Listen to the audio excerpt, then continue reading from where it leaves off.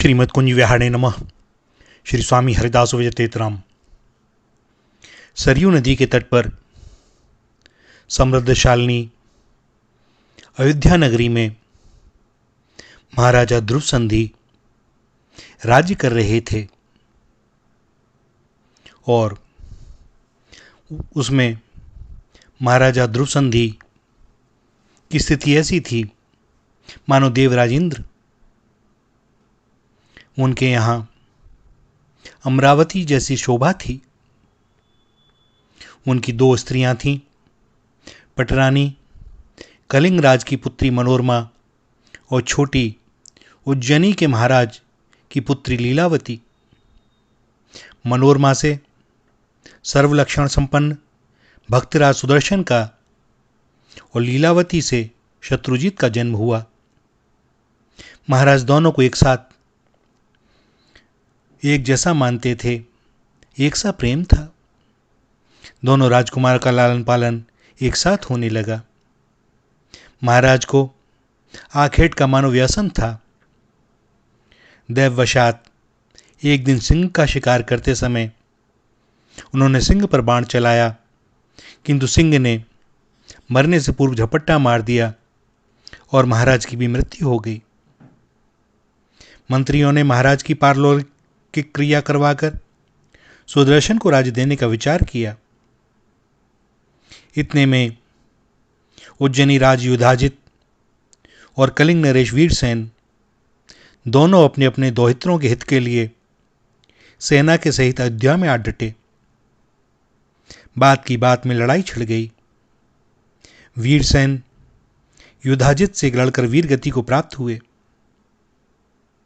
बालपुत्रा मनोरमा भयभीत होकर मंत्री विद्दल से परामर्श करके सुदर्शन को लेकर विद्दल और धाय के साथ अयोध्या से निकल गई।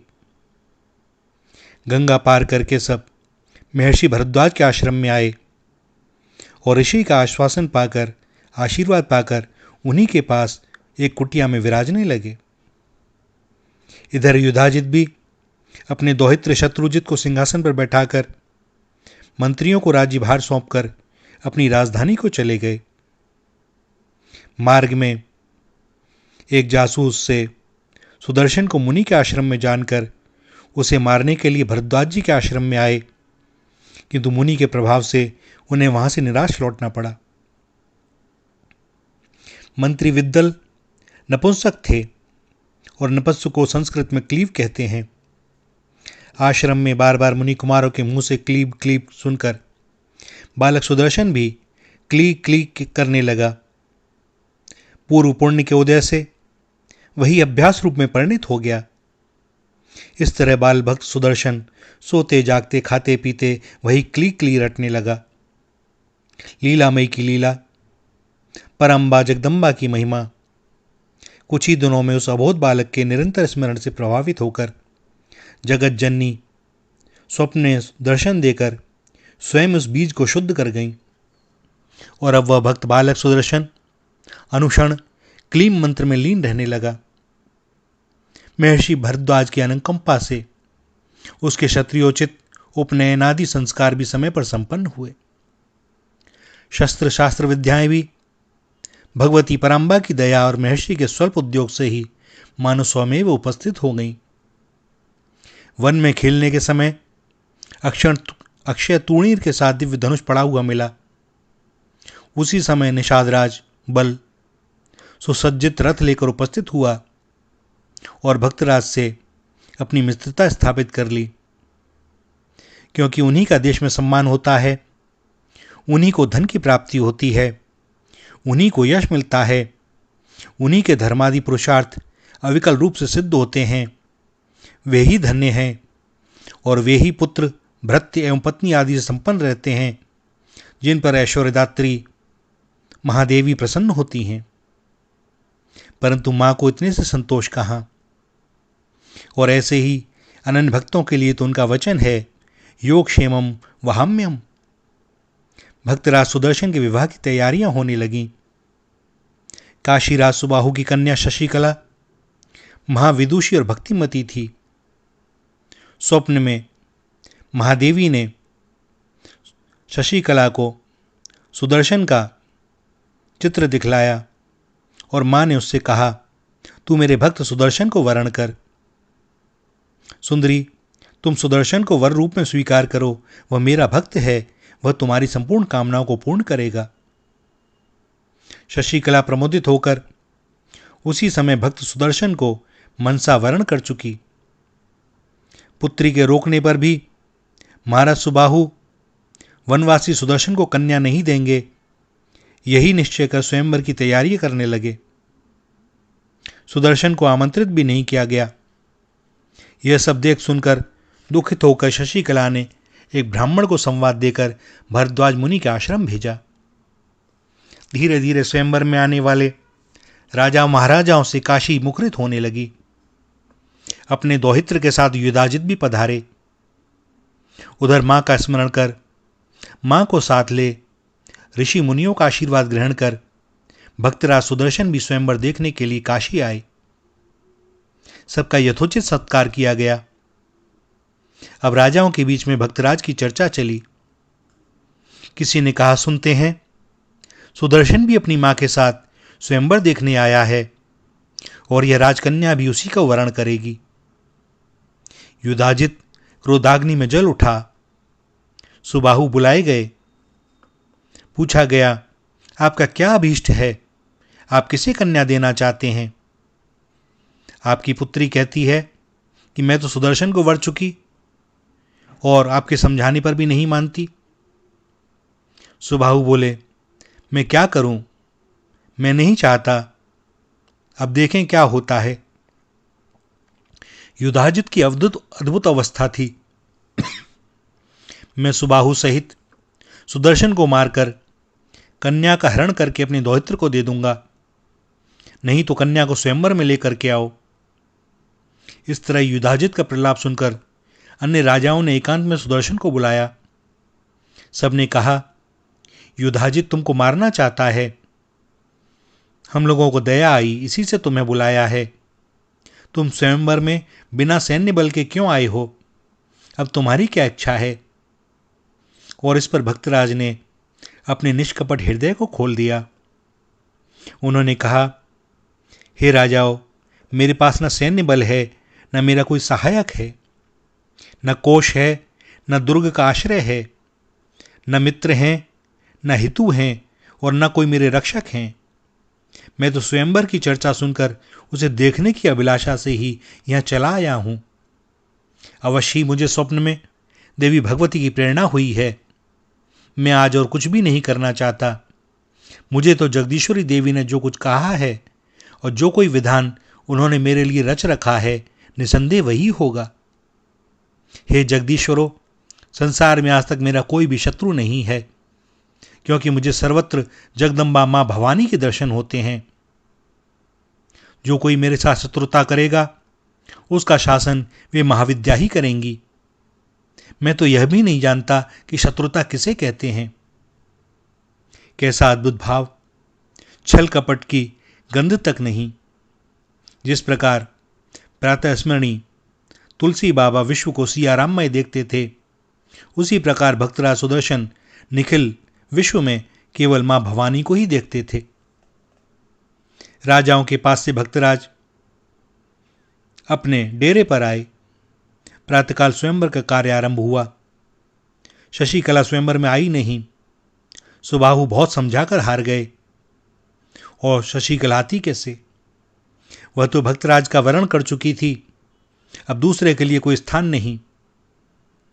पिता के अत्यंत आग्रह को देखकर शशिकला ने कहा, हे तात, यदि तुम कायरतावश राजाओं से डरते हो तो मुझे सुदर्शन के हवाले करके नगर से बाहर छोड़ दो। वे मुझे रथ पर चढ़ाकर तुम्हारी राजधानी से बाहर चले जाएंगे। इतने पर भी सुबाहु की चिंता नहीं गई। तब उसने कहा, हे तात, आप चिंता न करें, मेरा सुदर्शन के साथ विधिपूर्वक विवाह करके मुझे उनके हाथ सौंप दें। भगवती चंडिका आपका और मेरा कल्याण करेंगी। जिनके नामोच्चारण से ही दुख राशि का नाश हो जाता है, उन्हीं पराशक्ति का स्मरण करके आलस्य रहित होकर आप इस कार्य को संपन्न करें। अब सुबाहु के हृदय में विश्वास हुआ कन्या के वचन के अनुसार राजाओं से जाकर बोले, आज आप लोग जाएं, स्वयंवर कल होगा।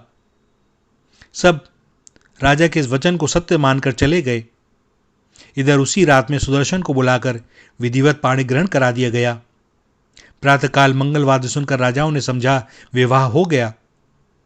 युधाजित ससैन्य काशी को घेर बैठे कि रास्ते में ही सुदर्शन को मारकर कन्या का हरण कर लेंगे। दूसरे राजा भी यह देखकर रुक गए कि देखें आगे क्या होता है। और भक्तराज सपत्नी रथ पर बैठकर भारद्वाज आश्रम की ओर चले। सुबाहु भी अपने जामाता की रक्षा के लिए अपनी सेना के सहित उनके पीछे चले। भक्तराज को निर्भय आते देखकर सब आश्चर्य से भर गए। युधाजित शत्रुजी के साथ उनको मारने के लिए आगे आए और दोनों में युद्ध छिड़ गया। भैया, धर्म की ही जो विजय होती है, अधर्म की विजय होती नहीं। भक्तराज के स्मरण मात्र से जगत जननी दुर्गा सिंह पर सवार होकर प्रकट हो गईं। देखते ही भक्तराज गदगद हो गए और बोले अपने सेनापति से कि निर्भय होकर आगे बढ़िए, सहायता के लिए माँ आ गई हैं। जगदम्बा निश्चय ही मेरी सहायता करेंगी और जगदम्बा का चरण चिंतन करने वाले पर किसी प्रकार का संकट कभी आ ही नहीं सकता। उधर श्री दुर्गा के दर्शन से भयभीत अपनी सैन्य को देखकर युधाजित शत्रुजित के साथ आगे बढ़े, किंतु हुआ वही जो होना था। मां के शस्त्र से कटकर दोनों सुरलोक पधार गए। सेना छिन्न भिन्न हो गई। अब सुबाहु आगे आए और माता की स्तुति के बाद उन्होंने वरदान मांगा कि हे ना माता, तुम्हारे चरणों में मेरी सदा सर्वदा अविचल और अटूट भक्ति हो। मां, तुम्हें सदा मेरे इस नगर में निवास करना चाहिए। दुर्गा देवी के नाम से आप महाशक्ति यहीं विराजमान हो जाओ। जिस प्रकार आपने शत्रुओं से सुदर्शन की रक्षा की है और उसका बाल भी बांका नहीं हुआ, उसी प्रकार हे मां, आपको इस वाराणसी नगरी की रक्षा करनी चाहिए। जब तक यह नगरी भूमंडल पर सुप्रतिष्ठित और सुस्थिर न हो जाए, तब तक हे दुर्गे, हे कृपानिधान देवी कल्याणी, आपको यहीं रहना चाहिए।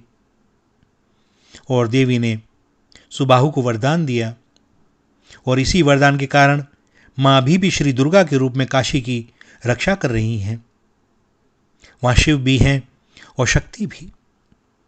अब भक्तराज सुदर्शन पुलकित होकर मां की स्तुति करने लगे। हे मैया, बतलाएं मैं आपका कौन सा कार्य करूं, कहाँ जाऊं, आप मुझे अनुमति दें। मैं कि कर्तव्य मूर्ण हो रहा हूं, मैं जानता नहीं क्या करना चाहिए क्या नहीं करना चाहिए। हे मां, आप जैसी आज्ञा करें, मैं यहाँ से चलूं, ठहरूं, क्या करूं। ऐसे भक्त का अपना कुछ होता नहीं, वह तो अधीन होता है अपने आश्रित के।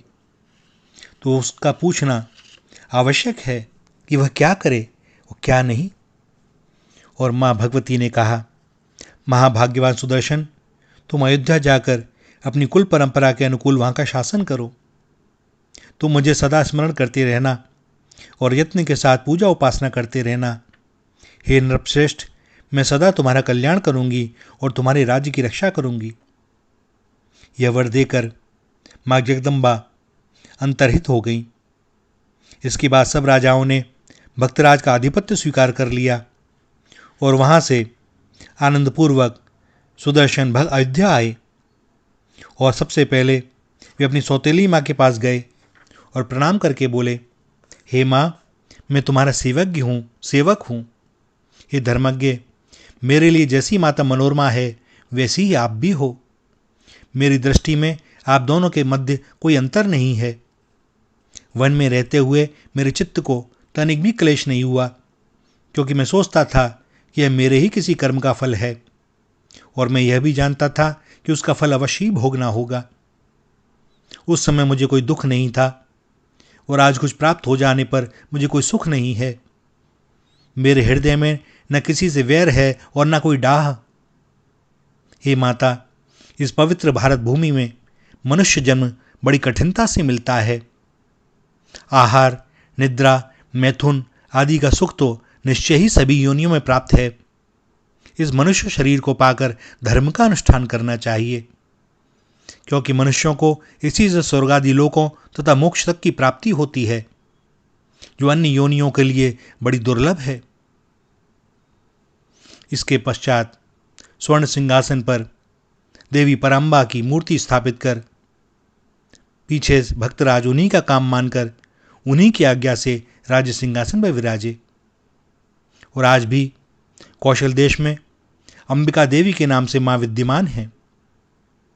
इस प्रकार भक्तराज सुदर्शन श्री जगदम्बा के प्रसाद से यावत जीवन अखंड राज्य भोग कर अंत में मणिद्वीप को सिधारे।